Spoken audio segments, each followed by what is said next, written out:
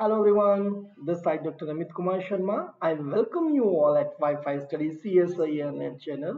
So dear all, आप हैं 45 day crash course की सीरीज में और इसमें हम लेके आते हैं आप लोगों के लिए questions. So platform is Wi-Fi Study CSIR Net and my referral code is Amit Stan. तो सर क्यों बताया आपने Wifistudy C S I NET platform और रेफरल कोड? इसलिए मैंने आपको बताया, देखिए जब हमें बहुत सारी वीडियोस हैं कहीं पर्टिकुलर प्लेस पे रखनी होंगी ना, तो उस प्लेटफॉर्म को हम कहते हैं Wifistudy C S I NET. और ये यूट्यूब पे आपको मिल जाएगा. यूट्यूब पे जैसे ही आप लिखेंगे Wifistudy C S I NET channel, so you will get that. और प्लेलिस्ट में जाके आप मेरी सारी वीडियो एक्सेस कर सकते हैं. और रेफरल कोड का फायदा क्या है कि प्लस क्लासेस में जब आप प्लस क्लासेस को लेना चाहते हैं, सब्सक्रिप्शन लेना चाहते हैं, सो आपको उस पर इसका यूज करते हुए 10% डिस्काउंट मिल जाता है. So let's us start with the next one. Yes, regular classes. और रेगुलर क्लासेस क्या है? मंडे टू फ्राइडे होती है जी, एंड 5 PM पर. और कहाँ प्लेटफॉर्म क्या है? Wifistudy C S I R NET platform है. ठीक है. अनदर वन इज है 45 day crash course. Crash course में क्या है? क्वेश्चंस लेके आते हैं हम, कुछ क्वेश्चंस को डिस्कस करते हैं. 11:30 AM पर भी होती है. और क्या प्लेटफॉर्म होता है जिसका? इसका प्लेटफॉर्म होता है Wifistudy C S I R NET. तो हमें ये भी मालूम हो गया कि प्लस सॉरी रेगुलर को क्लासेस क्या है हमारी, हमें ये भी मालूम हो गया है. और हमें ये भी मालूम हो गया है कि हमारे पास 45 डे क्रैश कोर्स में हम क्या लेके आते हैं? क्वेश्चंस लेके आते हैं जिससे. ठीक है. तो क्या सर अदर क्लासेस भी हैं? तो आंसर आता है yes, we have another classes. और क्या है वो है भाई स्पेशल क्लासेस. स्पेशल क्लासेस में क्या होता है? मैं कह सकता हूँ आपको कि स्पेशल क्लासेस में देखिए, यहाँ पर तो हमारे पास 5 to 7 क्वेश्चंस होते हैं, लेकिन वहाँ पर हमारे पास कभी कभी 19 क्वेश्चन होते हैं, कभी कभी 20 क्वेश्चंस होते हैं, और कभी कभी हमारे पास 20 से भी ज़्यादा क्वेश्चंस होते हैं. सो दैट मीन्स हम लगाएं कि 15 और 30 के बीच में कितने भी क्वेश्चंस होते हैं, डिपेंड ऑन कि हम 1 आवर का क्लास ले रहे हैं वहाँ पर या आपका मोर देन 1 आवर क्लास ले रहे हैं अकॉर्डिंगली. सो दैट मीन्स हमें प्रैक्टिस करने के लिए बहुत सारे क्वेश्चंस वहाँ पर मिलते हैं. ओके. सो अभी रियल का पार्ट चला हुआ है वहाँ पर. सभी आप लोग वेलकम हैं, क्योंकि ये क्लासेस भी क्या होती हैं जी? ये क्लासेस भी आपकी फ्री होती हैं. जस्ट आपको अनअकैडमी आप लर्निंग ऐप पर अपना अकाउंट क्रिएट करना है. 9:30 PM पर होती हैं जी. Next one is A plus classes. सितंबर 80 से स्टार्ट हो जाएंगी. और क्या है आपके पास? ये भी अनअकैडमी पे है, 10 AM पे है. मॉडर्न अलजेब्रा का कोर्स चलने वाला है. आप as soon as possible you can join in the course. So plus classes के सब्सक्रिप्शन को लेने का क्या तरीका है, मैं डिस्कस कर देता हूँ. अनअकैडमी लर्निंग ऐप को आपको अपने मोबाइल के प्ले स्टोर से डाउनलोड करना है. What you have to do? Unacademy learning app सबसे पहले तो इसे इंस्टॉल कर लीजिए. जैसे इंस्टॉल किया, आप अपना अकाउंट क्रिएट कर लीजिएगा. उसके बाद जाइएगा नेट एग्जाम कैटेगरी में, click on the CSIR UGC button, get on the get subscription, and you will reach to this page जिस पर 1 मंथ के सब्सक्रिप्शन के बारे में, 3 मंथ के, 6 मंथ के, 12 मंथ के और 24 मंथ के सब्सक्रिप्शन के बारे में बताया गया है. सो आप यहाँ देख सकते हैं. अगर मैं बात करता हूँ 24 मंथ के सब्सक्रिप्शन के बारे में, so what happen, this the cost is 16,800 रुपये दी गई है. 12 मंथ के लिए 11,550 रुपये. लेकिन ये सर यहाँ पर चेंज क्या आ जाता है?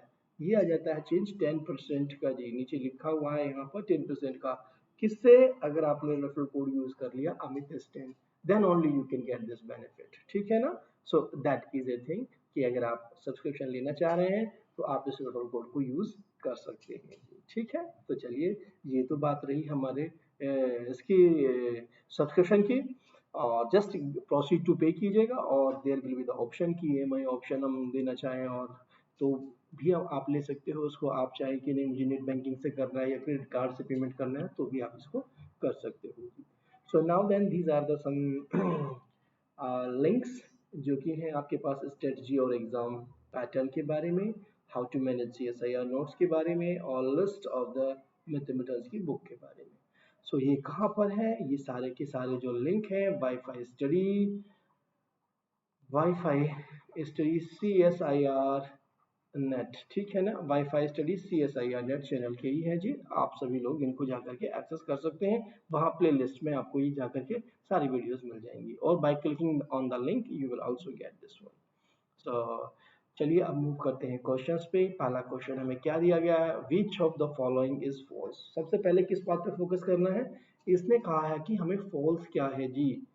तो अगर मैं बात करता हूँ he is asking about the force, तो फोर्स की बात कर रहे हैं अगर हम, हमें दिया गया है U10, तो U10, तो जब भी हमें ऐसी स्ट्रक्चर दे दी UN दे दे, so first we have to see किसके आइसोमॉर्फिक है, this is isomorphic to the Z4, right, this is isomorphic to the Z4। अब Z4 के आइसोमॉर्फिक है, तो आप देखिए इसके पास सब ग्रुप कितने होते हैं, साइक्लिक ग्रुप है, this is a cyclic, even though सोचना ही नहीं था ये अबिलियन होता है, इसकी स्ट्रक्चर चली गई, लेकिन हमने देख लिया कि ये किसके आइसोमॉर्फिक था, Z4, जो कि एक साइक्लिक ग्रुप है, उसके सारे सब ग्रुप नॉर्मल होंगे, बस ये देख लीजिए कि कितने हैं, Z4 के पास 3 नॉर्मल सब ग्रुप है।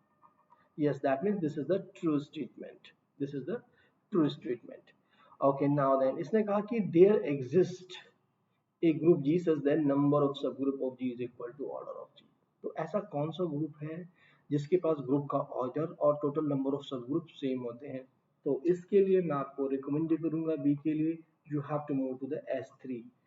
S3 जो है हमारे पास एक नॉन अबेलियन ग्रुप है, जिसकी कार्डिनलिटी जो होती है S3 की कार्डिनलिटी होती है जी 6, और इसके पास जो सब ग्रुप है ना जी, सब group of S3, that is also a 6, okay ना, so that's a good thing कि ऐसा एग्जिस्ट करता है हमारे पास, so you can remember this one कि S3 कितने होते हैं। अब मैं आपको यहाँ बताना चाहूँ कि भाई ये तो बरोबर वाली बात हुई, क्या सभी SN में ऐसा होता है, नहीं, S4 के 30 हो जाते हैं जी, S5 के 100 हो जाते हैं जी, बट आप देख रहे हैं यहाँ S3 के हमारे पास कितने सब ग्रुप हैं, 6 होते हैं जी, ये सब ग्रुप की बात की गई है, ठीक है ये, so that's a thing we have to be careful about it.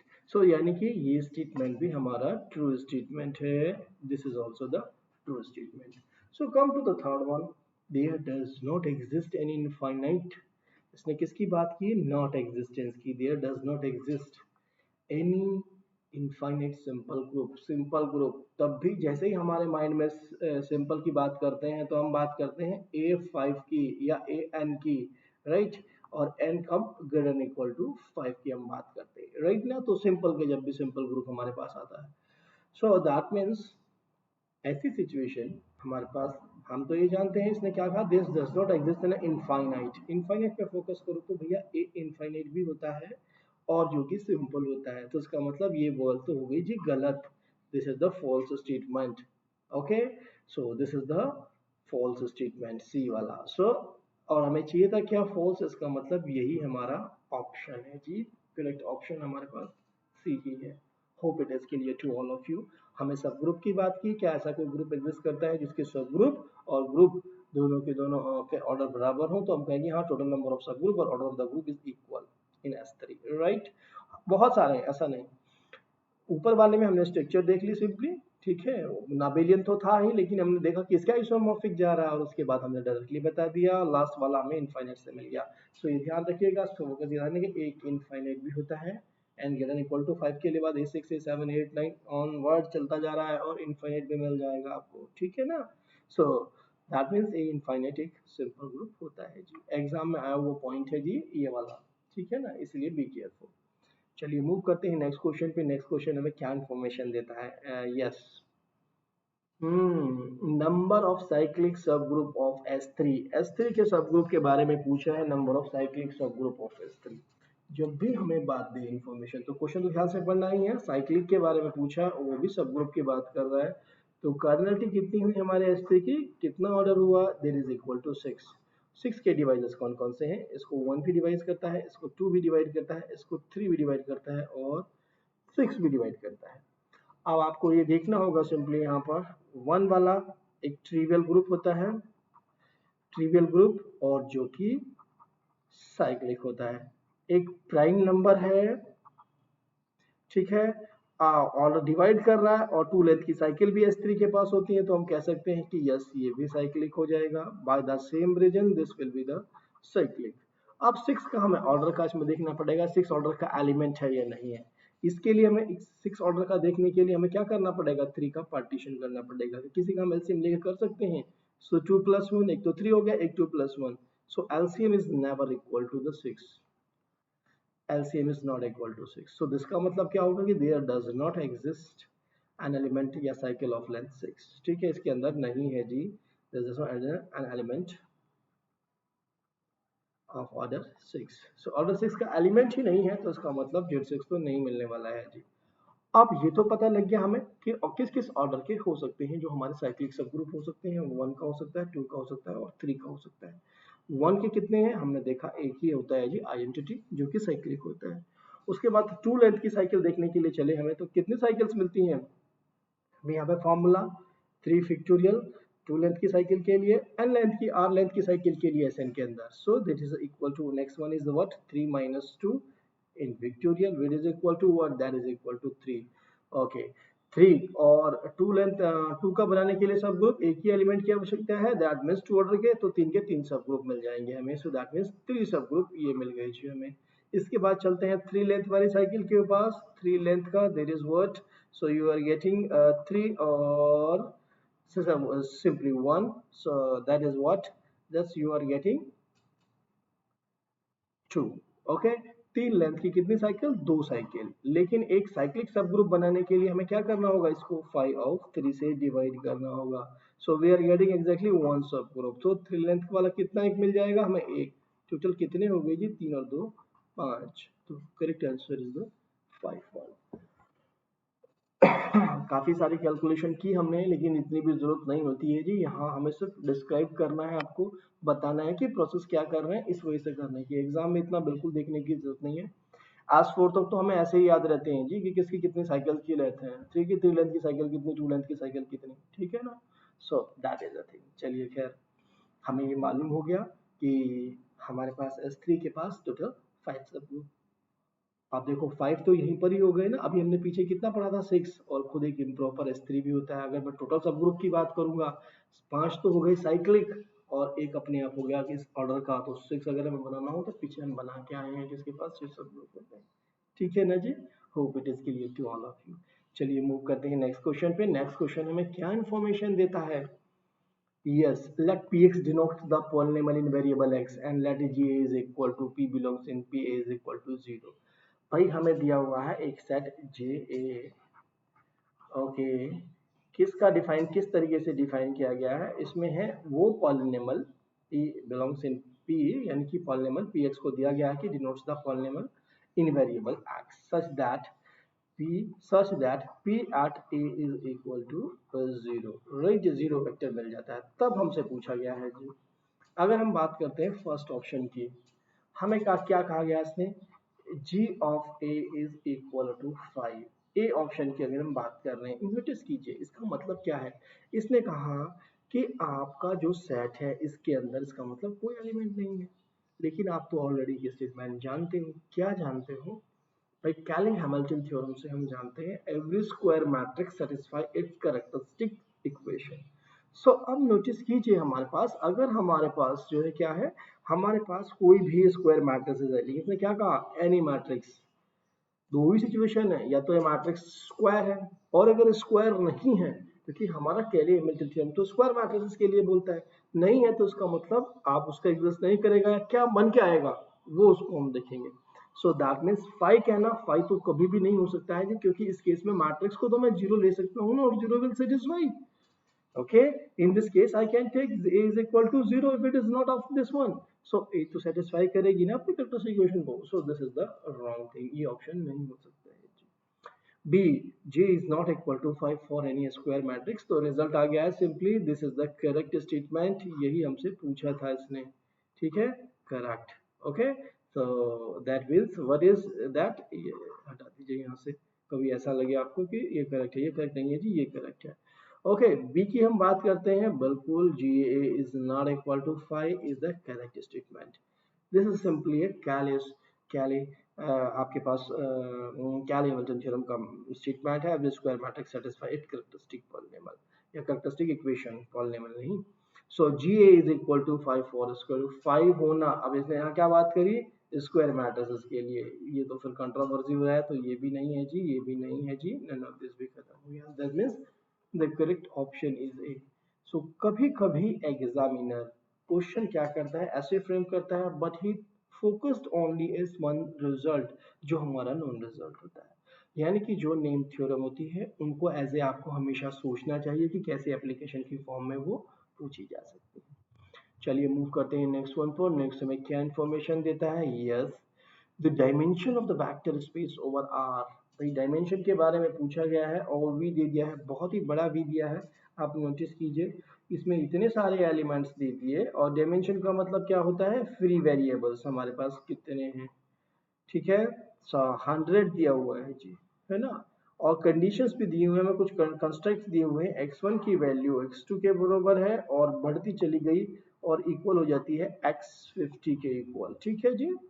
इसी तरीके से x1 प्लस x51 से शुरू होते हैं और x52 के पास एंड सो ऑन x100 के पास दैट इज इक्वल टू 0 हो जाते हैं। ये कंडीशन दी हुई है। मैंने आपको क्या कहा था, हमें सिर्फ और सिर्फ ऐसे केस में देखना होता है फ्री वेरिएबल्स कितने हैं। फ्री वेरिएबल्स का मतलब आपको कितने चॉइस हैं जो एक दूसरे पर डिपेंड नहीं करते। अब आप नोटिस कीजिएगा यहाँ पर हम क्या कर सकते हैं।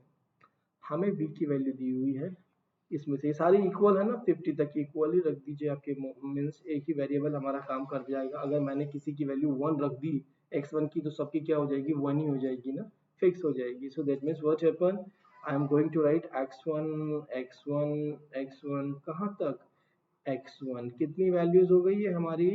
50 वैल्यूज हो गई। उसके बाद x51 x52 and so on x100 तक हम चले गए जी, ठीक है ना। That's a thing. अब हमने ये कंस्ट्रक्ट का यूज कर लिया, अब हम इसका भी यूज कर लेते हैं जी। यहां से अगर मैं देखता हूं, सो दैट मीन्स मैं इसको क्या लिख सकता हूं? I can write from this place x51 is nothing that is equal to minus time of x52 to x100, right now. So x51 को वैल्यूज को हम ऐसे लिख सकते हैं। So what happened? There is nothing, we are getting x1 और till x1 कहाँ तक? ये वैल्यूज तो हो गई हमारी 50 वैल्यूज, ठीक है। इसके बाद कॉमा लगा करके क्या? x51 की वैल्यूज हम रख देते हैं। x51 की वैल्यू क्या थी हमारे पास? माइनस x52 टू लेकर के x100 तक। उसके बाद नेक्स्ट वैल्यू क्या है हमारे पास? x52 है, उसके बाद x53 and so on x100। बस अब देख लीजिए कितने वेरिएबल्स हैं, ठीक है। एक वेरिएबल तो ये हो गया जी आपके पास, हैं जी। और ये कितने हो गए? ये आपके पास हो गए कितने वेरिएबल्स हो गए आपके पास? 48 वेरिएबल्स हो गए। नहीं, ये हो गए आपके पास 49, राइट। और इसके अंदर तो ऑलरेडी इंक्लूड है, इसको कंसीडर नहीं करोगे तो टोटल कितने आ गए जी? 50 आ गए जी आपके पास। तो correct answer is the free variable 50। Okay ना, व्हाट वी हैव डन, हमारे पास कितने थे? ये सारे 52 से लेकर के आपके पास। आप ये भी एक और भी तरीका है इसको करने का। देखो जब भी कभी लंबे इतने सारे वेक्टर्स दे देना, उसको शॉर्ट कर लो। That means what you have to do कि आप अपने v को सिंपली लिख लो कि ये इतना बड़ा नहीं है जी, ये x1 से लेकर के x2 x10 तक ही गया है जी सिर्फ, है ना। और हमें x1 से लेकर के x5 तक की कंडीशंस को कहा है कि वो सब इक्वल हैं, ओके। उसके बाद x6 से लेकर के x7 और x आपके पास 10 तक की वैल्यू 0 है। तो भी इससे आपको पता लग जाएगा व्हाट यू विल हैपन। आप नोटिस करो, आपने 5 तक तो क्या दे दिया, उसी के accordingly what you have done. अगर मैं सिंपली कहूँ, so you are writing x1 x1 x1 x1। सो 5 प्लेसेस तक आपने रख दिया ना x1, 5 प्लेसेस तक आपके पास x1 आ गया। उसके बाद x6 की वैल्यू हमने यहाँ से रख दी। So this is a minus time of x7 to x10 तक, राइट। उसके बाद आपके पास x6 की वैल्यू तो ये हो गई। x7 की वैल्यू आप देखेंगे तो x7 ही रही, उसके बाद x8 रही, x9 रही और x10 रही। आप काउंट कर सकते हैं, एक एक, उसके बाद क्या है हमारे पास, क्या सिचुएशन बन गई हमारे पास, नोटिस कीजिए। ओके, चलिए चला गया आपके पास सिचुएशन जो भी था। So now then but clear, I hope आप लोगों को यहाँ पर ये क्लियर हो ही गया होगा पॉइंट कि क्या सिचुएशन हमारे पास बनी है, simply what we have done here, ठीक है ना। सो सिंपली इन दोनों केस में ही हमारे पास क्या होता है, सो हमारे पास आंसर वहां पर 5 आ जाएगा अगर हमने 10 तक लिए, अदरवाइज 50 आ जाएगा। एग्जामिनर यहाँ फोकस यही कर रहा है कि ऐसे क्वेश्चंस को इस तरीके से मोल्ड करता है कि जो कंडीशन पे डिपेंडेंट हो जाता है। आप कंडीशन से वेरिएबल को लाइए और इसमें रखिए। चलिए मूव करते हैं नेक्स्ट क्वेश्चन पे। नेक्स्ट क्वेश्चन हमें क्या इंफॉर्मेशन देता है? Yes, which of the following series convergent. दो ही ऑप्शन दिए हैं, हमें दो ही के बारे में चेक करना है पहले। ठीक है, दोनों ही डिफरेंट डिफरेंट है। माइंड कहता है अरे क्या लगाएं क्या लगाएं क्या लगाएं। सिंपल सी कंपैरिजन टेस्ट लगाने हैं, उसी से ही हो जाएगी। एग्जामिनर फोकस बीसी पे कर रहा है। सो अगर मैं ए को लेता हूँ, सबसे पहले मैंने ए को कंसीडर किया और ए को कंसीडर करने के बाद मैं क्या कह रहा हूँ? Summation 1 upon root of n plus 1 minus root n. Right sir, मैं क्या करूँ? मैंने कहा कि ठीक है, हेयर आपके पास un is nothing, that is 1 upon root of n plus 1 minus root n. vn बनाइए और vn बनाने का तरीका क्या है? vn let vn is equal to, vn कैसे बनाते हैं? ऊपर n की हाईएस्ट पावर कितनी है, न्यूमरेटर और डिनोमिनेटर से हमें हाईएस्ट पावर लेनी है। हमने देखा ऊपर n की कितनी हाईएस्ट पावर, हमने देखा n की पावर 0, दैट मीन सिंपली 1 है, कोई पावर नहीं है, n की हाईएस्ट पावर 0 थी। सो दैट मीन्स n की पावर 0 लिख दिया, वो वैल्यू 1 आ गई। नाउ देन नीचे देखा हमने n की हाईएस्ट पावर कितनी है भाई, n की पावर है 1/2। सिंपली क्या बन गया आपके पास? 1 अपॉन रूट एन। ये आ गया vn। अब देखिए limiting form of the comparison test जो होते हैं हमारे पास, तो हम लगाने जा रहे हैं limit n tends to infinite un upon vn की वैल्यू हमें देखना है क्या हमारे पास नॉन जीरो फाइनाइट वैल्यू आती है या नहीं आती है। सो जैसे हमने रखा un is what this is equal to our un is 1 upon root n plus 1 minus root n, right? और vn से हमने डिवाइड किया, that is going to the upside, that means we are getting root by n. So what is this? This is nothing. Again मैंने इसको common ले लिया और limit बाहर लगी हुई है जी, ये बात ध्यान रखिएगा आप, है ना? So limit n tends to infinite, exactly यहाँ से मैं सबसे रूट n को कैंसिल करूंगा and I will get 1 plus 1 by n root n minus simply क्या हो गया? 1 हो गया जी मेरे पास। So that's what happened. यहाँ पर हम क्या देख सकते हैं, क्या वैल्यू? ओ ये there is a mistake between this one. That's a plus. Be careful, beta. Okay, that is a plus. There is a mistake in this question. That is the plus. वरना ये इशू क्रिएट हो जाएगा अभी आपके पास। Okay now then कोई फर्क नहीं पड़ा, यहाँ आने के बाद प्रॉब्लम होती। अगर यही सिचुएशन होगी ना, दैट मीन्स हमें फिर अलग चीजें लगानी पड़ती हैं, वो भी हम बता देंगे आपको। So that means that was a question. तो what happen n tends to infinite लगाया आपने, what you are getting 1/2। So 1/2 आपको मिल गया। So which is a non zero finite value. सो इसका मतलब हमारा टेस्ट कहता है अब आपके पास un एंड vn दोनों या तो कन्वर्ज करेंगी या डाइवर्ज करेंगी टुगेदर। vn हमने निकाला है, इसका बिहेवियर हम जानते हैं by the P series test. क्या है? दिस इज ए डिवरजेंट, ये कन्वर्जेंट नहीं है, बल्कि एनपी की वैल्यू कितनी हुई? 1/2। सो ये क्या हो गया आपके बाय पी सीरीज टेस्ट से? This is a divergent, this implies un is also divergent, this implies un is also divergent. तो हमें पता लग गया कि भाई विच of the following series convergent, तो पहले वाली तो नहीं है जी, है ना? सो नोटिस कीजिएगा अगर हमारा यहाँ पर माइनस था, सो हमें और भी कुछ कॉम्प्लिकेशंस लगाने पड़ते हैं, यानी कि ये वाला कंपैरिजन टेस्ट तो हमारा फेल हो गया था उस केस में। क्योंकि अगर ये माइनस था तो that means this value is going to be 1 minus 1, that is going to be tending to the infinite. हम नहीं लगाते जिसके अंदर में इनफाइनाइट आ जाए या आपके पास जीरो आ जाए, ये टेस्ट फेल हो जाता है लिमिट फॉर्म का जब भी आपके पास value limit n tends to infinite un/vn की वैल्यू जीरो या इनफाइनाइट आ जाती है। ठीक है, सो हमें चाहिए थी सिर्फ non zero finite value, accordingly we have done. So now then अगर ये ऐसा ही होता तो हमें कोई और टेस्ट लगाना पड़ता, अदर किसी कंपैरिजन टेस्ट से हम इसको देखते। चलिए अब हम बात करते हैं सेकंड वन की। What is the second one? हमें सेकंड टेस्ट दिया गया है जी, हमें दी गई है series summation n is equal to 1 to infinite sin n by n square. ठीक है, सो नोटिस कीजिएगा ये वैल्यू दिस इज नथिंग, अगर मैं un की बात कर रहा हूँ, un is what? sin n upon n square. मैंने कहा कि vn is equal to 1 by n square. So I know that इसकी मैक्सिमम वैल्यू कितनी हो सकती है? 1, राइट? सो क्लियर हो गया कि मेरे पास nth टर्म जो है लेस और इक्वल टू हो गया है vn से फॉर ln का। मीन्स क्या हुआ, sine n upon n square is less और equal to 1 by n square.